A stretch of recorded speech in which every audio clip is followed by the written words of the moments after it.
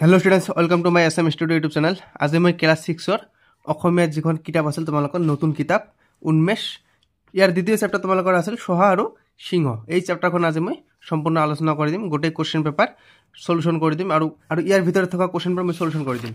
ইয়াৰ ভিতৰত বহুত short question আছে, এইবোৰ মই সলিউশন কৰি দিম। তো মই ইয়াৰ আগতে এটা ভিডিও বনাইছো, প্ৰথম চেপ্টাৰৰ ইয়াৰ নাম আছিল আমাৰ দেশ আছিল। তো কোনোবাক যদি এই চেপ্টাৰটো সলিউশন লাগে এইটো আছিল, এইটো মই ভিডিও বনাইছো ইয়াৰ আগত। কোনোবাক যদি ইয়াৰ সলিউশন লাগে মই ডেসক্ৰিপশনত লিংক দিয়া আছে, তো লিংকটোত ক্লিক কৰি চাই ললে হৈ গ'ল। তো আজি মই এই চেপ্টাৰটো আলোচনা কৰিম। ইয়াত প্ৰথমত কি দি আছে সোহা আৰু সিংহ। প্ৰথমে আমি এইখিনি পঢ়িলাম। ইয়াত দি আছে বলতকৈ বুদ্ধি শ্ৰেষ্ঠ। তাৰপিছত দি আছে বুদ্ধি থাকিলে যিকোনো বাধা বিঘিনি অনায়াসে অতিক্ৰম কৰিব পাৰি, বিপদৰ পৰা হাত সাৰিবলৈ বুদ্ধি হ'ল প্ৰধান উপায়। এই চেপ্টাৰটো মূলত এইখিনি বুজাব যে শক্তিশালী হোৱাতকৈ বুদ্ধিমান হোৱাই লাভ আছে। ইয়াৰ পিছত দি আছে এই সাধুটো পঢ়ি সোহাটোৱে সোহাটোৱে কেনেকৈ বুদ্ধিৰে শক্তিশালী সিংহৰ হাতৰ পৰা অৰণ্যৰ সকলো জীৱ জন্তুৰ প্ৰাণ ৰক্ষা কৰিছিল সেই কথা জানিব পাৰিম। তো এইখিনি পঢ়ি ল'ব।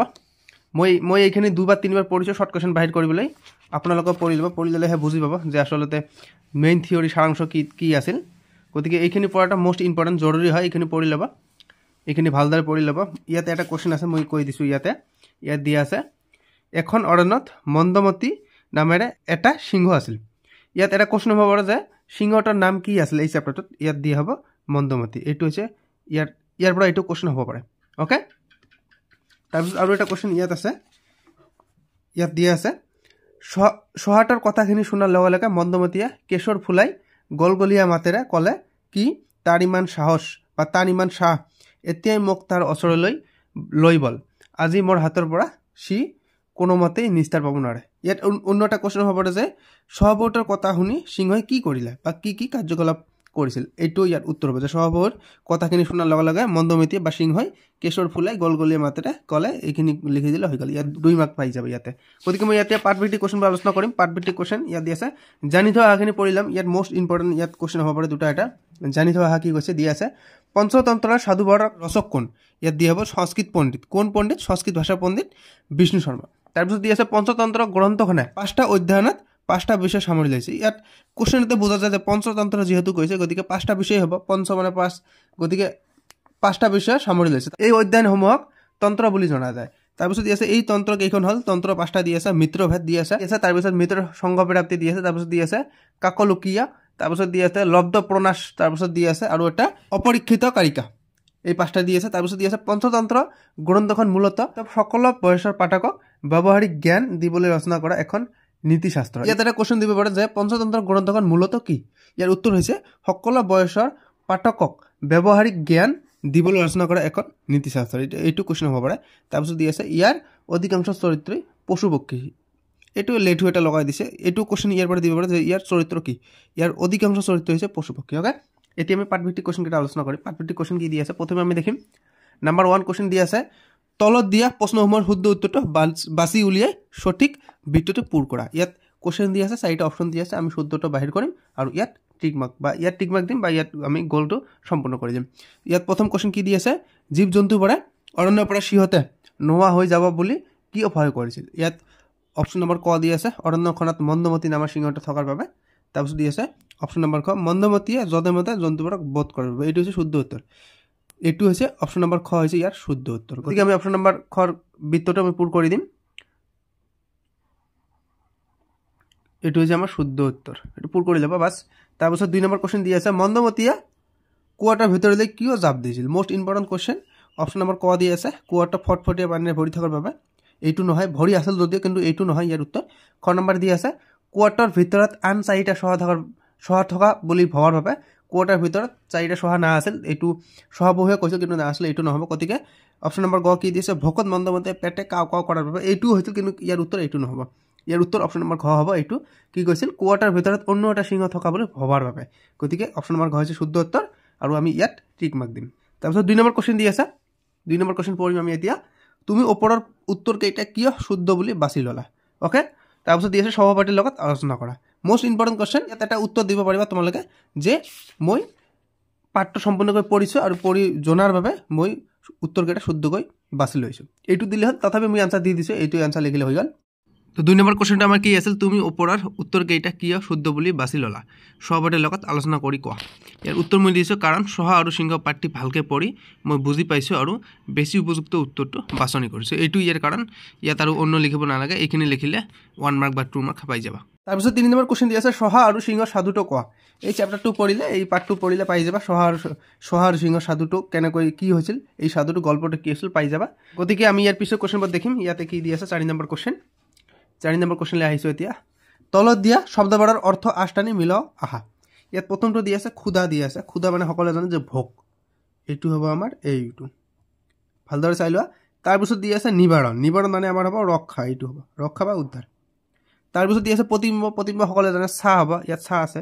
ইয়াত দি আছে চাহ। তাৰপিছত আৰ্চি বা পানীত ওলোৱা মানুহ বা বস্তুৰ আকৃতি। তাৰপিছত দি আছে হাজিৰ।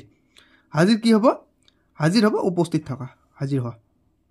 অ'কে, তাৰপিছত বন্ধক দি আছে। বন্ধক কি হ'ব?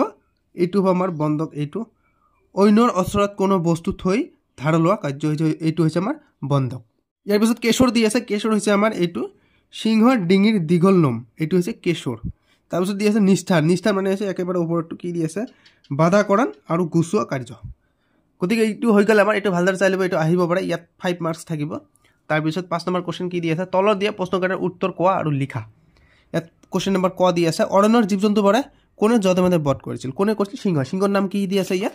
ইয়াত সিংহৰ নাম দি আছে মন্দমতি। গতিকে অৰণ্যত মন্দমতি নামৰ এটা সিংহ আছিল, এইটো নালাগে। অৰণ্যত ডাইৰেক্ট মন্দমতি, তাৰপিছত ব্ৰেকত দিবা সিংহই অৰণ্যৰ জীৱ জন্তুবোৰ বধ কৰিছিল।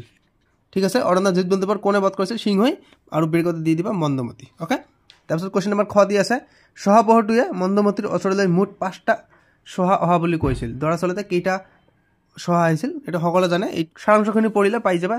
এইটো এটা শহা আছিল দৰাচলতে, এটা শহাই দৰাচলতে আহিছিল। লিখি ল'লে হৈ গ'ল। তাৰপিছত কুৱেশ্যন নম্বৰ গ দি আছে কুঁৱাৰ পানীত প্ৰতিবিম্বটো দেখি মন্দমতিয়ে কি কৰিছিল? তো কুৱেশ্যনটো আমাৰ কি আছিল? কুঁৱাৰ পানীত প্ৰতিবিম্বটো দেখি মন্দমতিয়ে কি কৰিছিল? ইয়াৰ উত্তৰ দিয়া আছে ইয়াত কুঁৱাৰ পানীত প্ৰতিবিম্বটো দেখি মন্দমতিয়ে গৰ্জি উঠিল। সেই গৰ্জনৰ প্ৰতিবিম্ব পাই কুঁৱাটোত জাপ দিছিল। কি হ'ব? কুঁৱাটোত জাপ দিছিল। ইয়াৰ পিছত কুৱেশ্যন নম্বৰ 6 দি আছে তলত দিয়া প্ৰশ্নকেইটাৰ উত্তৰ দলত আলোচনা কৰি উত্তৰ দিয়া। ইয়াত কুৱেশ্যন নম্বৰ ক দি আছে অৰণ্যৰ জীৱ জন্তুবোৰে আলোচনা কৰি কি সিদ্ধান্ত লৈছিল? সেইমতে কাম কৰিলে তেওঁলোকৰ কি লাভ হ'ব বুলি ভাবিছিল? কুৱেশ্যনটো কি আছিল ইয়াতে? অৰণ্যৰ জীৱ জন্তুবোৰে আলোচনা কৰি কি সিদ্ধান্ত লৈছিল? সেইমতে কাম কৰিলে তেওঁলোকৰ কি লাভ হ'ব বুলি ভাবিছিল? ইয়াৰ উত্তৰ দিয়া আছে ইয়াত অৰণ্যৰ জীৱ জন্তুবোৰে আলোচনা কৰি সিদ্ধান্ত লৈছিল যে মন্দমতিৰ বাবে প্ৰতিদিনে এটাকৈ জন্তু পাতি পঠিয়াই থাকিব। তাৰপিছত দিয়া আছে সেইমতে কাম কৰিলে সিংহৰ যধে মধে বধ কৰা বন্ধ হ'ব। এইটোৱে আছিল তেওঁলোকৰ লাভ। তাৰপিছত কুৱেশ্যন নম্বৰ খ দি আছে কুঁৱাৰ পানীত। ইয়াৰ পিছত কুৱেশ্যন নম্বৰ খ দি আছে কুঁৱাৰ পানীত শহাটোৱে তাৰ প্ৰতিবিম্ব দেখি কি বুদ্ধি পাঙিছিল? তো ইয়াৰ উত্তৰ হৈছে কুঁৱাৰ পানীত শহাটোৱে তাৰ প্ৰতিবিম্ব দেখি বুদ্ধি পাঙিছিল যে যিকোনো ব্যৱস্থা কৰি সিংহ মন্দমতিক কুঁৱাৰ ওচৰলৈ আনিব পাৰিলে কুঁৱাত সিংহৰ প্ৰতিবিম্ব দেখা পালে প্ৰতিবিম্বটোক মাৰিবলৈ সিংহই কুঁৱাত জাপ দিব। এইটোৱে বুদ্ধি পাঙিছিল। ইয়াৰ পিছত কুৱেশ্যন নম্বৰ গ দি আছে সিংহক পতিয়ন নিয়াবলৈ ভয়তে শহাই ইনাই বিনাই কি কথা কৈছিল? এই কুৱেশ্যনটোৰ উত্তৰ অলপ ডাঙৰ হ'ব, তথাপি কৰি দিছোঁ। সিংহক পতিয়ন নিয়াবলৈ ভয়তে শহাই ইনাই বিনাই কৈছিল সৰু জীৱ এটাৰে মহাৰাজৰ ভোগ নপলাব বুলি ভাবিছিল। সেয়েহে আমি 5টা শহা একেলগে আপোনাৰ ওচৰলৈ আহি আছিলোঁ। বাটতে আন এটা সিংহই আমাক বাট ভেটি ধৰি সুধিলে তহঁত কলৈ যোৱা? তেতিয়া আমি ভয়ে ভয়ে কৈছিলোঁ মহাৰাজৰ ভোজনাৰ্থে আমাৰ পাল পৰিছে, গতিকে আমি তেওঁৰ ওচৰলৈ গৈ আছোঁ।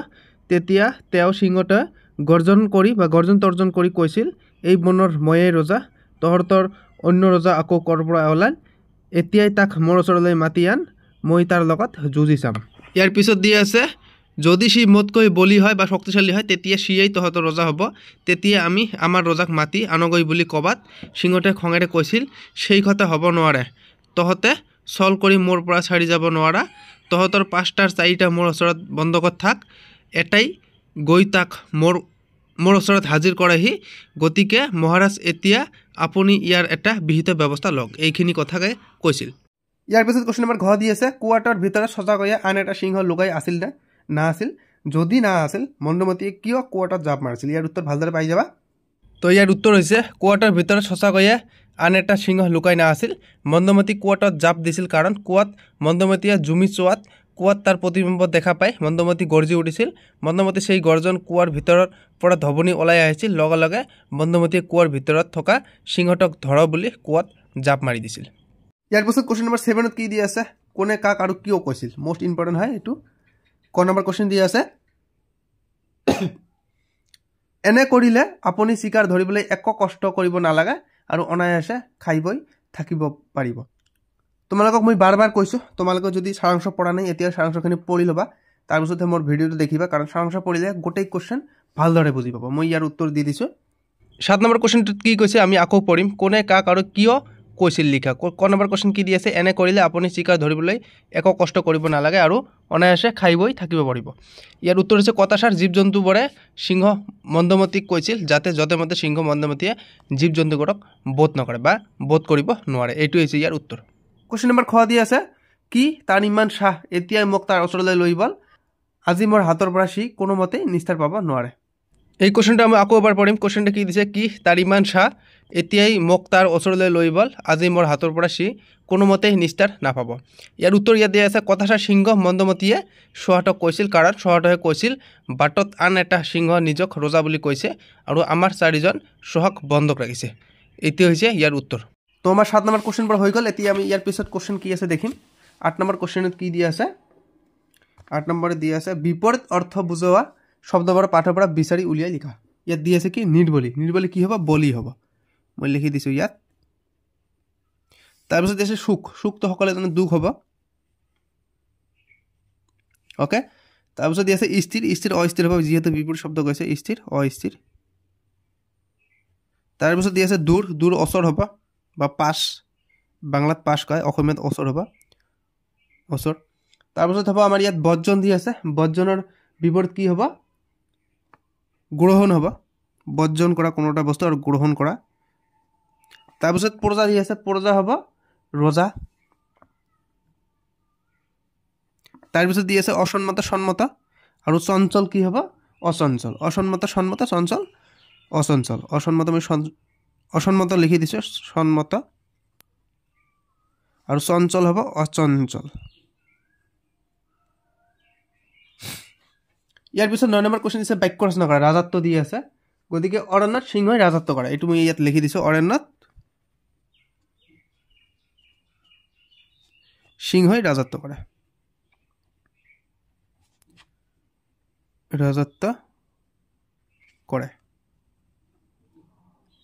ইয়াত ইগিনিতে এটা অনুগ্ৰহ কৰিছে কোনোবাই যদি এতিয়া ভিডিওটো লাইক কৰা নাই লাইক কৰা আৰু চেনেলটো সাবস্ক্ৰাইব কৰি ৰাখা ইয়াত দি আছে প্ৰস্তাৱ দি আছে প্ৰস্তাৱ কি হ'ব প্ৰস্তাৱটো আমি লিখি দিছো বাক্য ৰচনা কৰিলে এই প্ৰস্তাৱটো গ্ৰহণযোগ্য নহয় লিখিলে হৈ গল এই প্ৰস্তাৱটো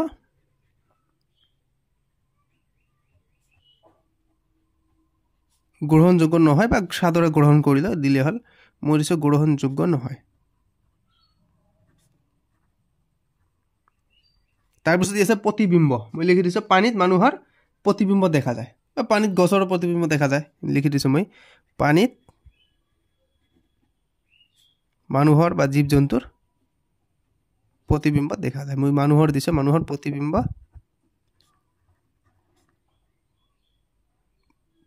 দেখা যায় এইটো প্ৰতিবিম্ব দেখা যায় হৈছে ইয়াৰ পিছত আছে প্ৰতিধ্বনি কি হ'ব কুৱাৰ পানীত প্ৰতিধ্বনিৰ সৃষ্টি হয় বা কুৱাত প্ৰতিধ্বনিৰ সৃষ্টি হয়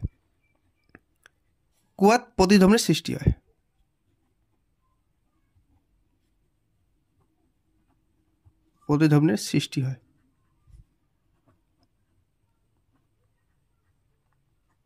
হৈছে তাৰপিছত অনায়াসে দি আছে অনায়াসেটো মই কৈ দিছো তোমালোকে কৰি লবা বা আমাৰ কমেন্ট বক্সত জনাই দিবা অনায়াসে হৈছে তুমি অনায়াসে এই ঘটনাটা জানিলা বা তুমি অনায়াসে এই ঘটনাটা জানিব পাৰিলা হৈছে গতিকে মই প্ৰথমে আকৌ এবাৰ দেখুৱাই দিছো ইয়াত ৰাজত্ব দি আছে অৰণ্যত সিংহই ৰাজত্ব কৰে আমি দাগ দি দিছে তলত ৰাজত্ব কৰে তাৰপিছত দি আছে প্ৰস্তাৱ দি আছে এই প্ৰস্তাৱটো গ্ৰহণযোগ্য নহয় এইটো প্ৰস্তাৱ দি আছে মই দাগ দি দিছো তাৰপিছত দিছে প্ৰতিবিম্ব পানীত মানুহৰ প্ৰতিবিম্ব দেখা যায় এইটো দি আছে প্ৰতিবিম্ব এইটো তাৰপিছত দি আছে প্ৰতিধ্বনি কুৱাত প্ৰতিধ্বনিৰ সৃষ্টি হয় এইটো তাৰপিছত অনায়াসেটো কৈ দিলো অনায়াসে কি দি আছে তুমি অনায়াসে এই ঘটনাটা জানিব পাৰিলা এইটো কমেন্টত জনাই দিবা তাৰপিছত জানো আহাটা পঢ়িম আমি ক নম্বৰ দি আছে ভকত মোৰ পেটে কাও শব্দ কৰিছে ইয়াত কাও হল ভকত পেটত সৃষ্টি হোৱা শব্দৰ অনুকৰণত কোৱা শব্দ তাৰপিছত দি আছে এনেদৰে জীৱ-জন্তু চৰাই-চিৰিকটি গাড়ী মটৰ আদি শব্দৰ অনুকৰণত সৃষ্টি হোৱা শব্দবোৰেই হল কি অনুকাৰ শব্দ আহিব পাৰে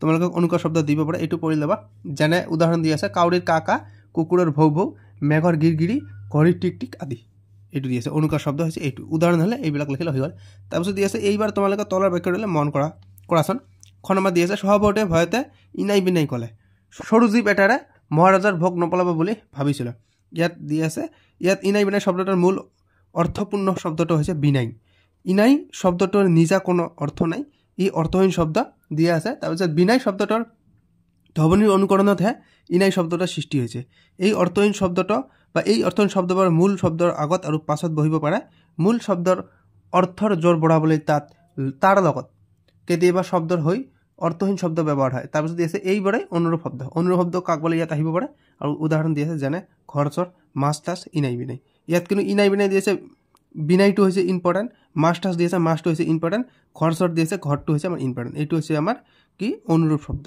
এইটো অনুৰূপ শব্দ ইনাইটো হৈছে অনুৰূপ শব্দ ইয়াৰ পিছত কি কোৱেশ্চন আছে আমি দেখিম আমি 10 নম্বৰ কোৱেশ্চন কি দি আছে 10 নম্বৰ দি আছে দলত আলোচনা কৰি ফুলপাহৰ পাহিবৰত থকা শব্দ ব্যৱহাৰ কৰি তলত দফাটো সম্পূৰ্ণ কৰা ইয়াত কি দিছে জুমিহঁতৰ ঘৰৰ কাষেৰে এটি নিজৰা দেশ কৈ বৈ গৈছে ইয়াত হৈছে কুলকুল ইয়াত দি আছে কুলু কুলু কৈ বৈ গৈছে কুলু কুলু মই লিখি দিছো কুলু কুলু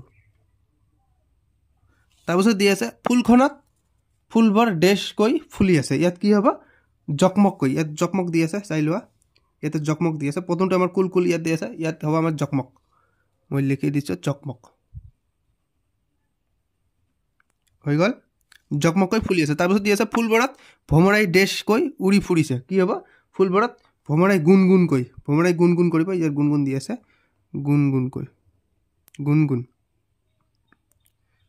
উৰি ফুৰিছে তাৰপিছত দি আছে নিয়ৰৰ টপালবোৰ দেশ কৈ সৰিছে ইয়াত হৈছে নিয়ৰৰ টপালবোৰ টপ টপ ক'ত আছে ইয়াত আছে টপ টপ মই লিখি দিছো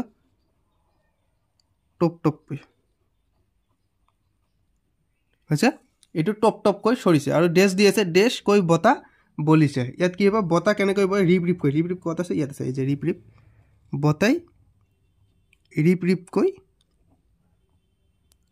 ৰিপ কৈ বতা বলিছে তাৰপিছত দি আছে গোলাপৰ পুলিটো দেশ কৈ বাঢ়ি আহিছে গোলাপৰ পুলিটো কি হ'ব গোলাপৰ পুলিটো হ'ব লহ পহ কৈ মানে একেবাৰে লহ পহ কৈ বাঢ়ি আহিছে লহ পহ কৈ বাঢ়ি আহিছে তাৰপিছত দি আছে তাকে দেখি জুমিয়ে দেশ কৈ হাঁহিছে কি হ'ব তাকে দেখি জুমিয়ে খিলখিল ক'ত আছে ইয়াতে খিলখিল আছে খিলখিল কৈ হাঁহিছে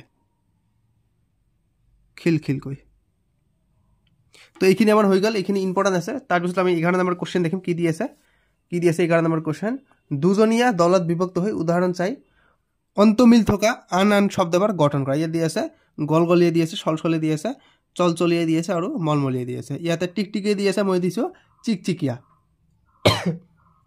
তাৰপিছত দিছো টকটকিয়া তাৰপিছত দিছো মিটমিটিয়া ইয়াত জক দি আছে ইয়াত চক মই দিছো তাৰপিছত দি আছে ৰিপ তাৰপিছত টলমল দি আছে আৰু এইটো হোমৱৰ্ক থাকিল টিক কি হ'ব এইটো কৈ দিবা নোৱাৰিলে মোক কমেণ্টত জনাই দিবা মই কমেণ্টত জনাই দিম তাৰপিছত 12 নম্বৰ কোৱেশ্চন দি আছে তলত দিয়া মই দেখুৱাই দিছো ইয়াক ভালদৰে দেখুৱাই দিছো তলত দিয়া দফাটোৰ উপযুক্ত স্থানত যতিদিনে ব্যৱহাৰ কৰা ইয়াত দি আছে সহাটাৰ কথাখিনি শুনাৰ লগে লগে বন্ধনীতিয়ে কেশৰ ফুলাই গলগলীয়া মাতেৰে কলে কি তান ইমান শাহ এতিয়াই মোক তাৰ ওচৰলৈ লৈ বল মই মোৰ হাতৰ পৰা সি কোনোমতে নিস্তাৰ নাপাব মই এইটো ভালদৰে দেখুৱাই দিছো ইয়াত কি কৈছে যে দফাটোৰ পৰা যতিচিহ্ন ইয়াত কত দাড়ি হ'ব কত কমা হ'ব এইটো লিখিবলৈ কৈছে যতিচিহ্নবোৰ বহাবলৈ কৈছে গতিকে মই পাঠৰ আধাৰত দেখুৱাই দিছো পাঠৰ ভিতৰতে আছে এইটো ইয়াত দাগ দি থৈছো ইয়াত দি আছে এইখিনি কি কৈছে সহাটাৰ কথাখিনি শুনাৰ লগে লগে মন্দমতি কেশৰ ফুলাই গলগলীয়া মাতেৰে কলে ইয়াত যেমন কমা দি আছে তাৰপিছত ইয়াত ভাৱবোধক চিহ্ন দি আছে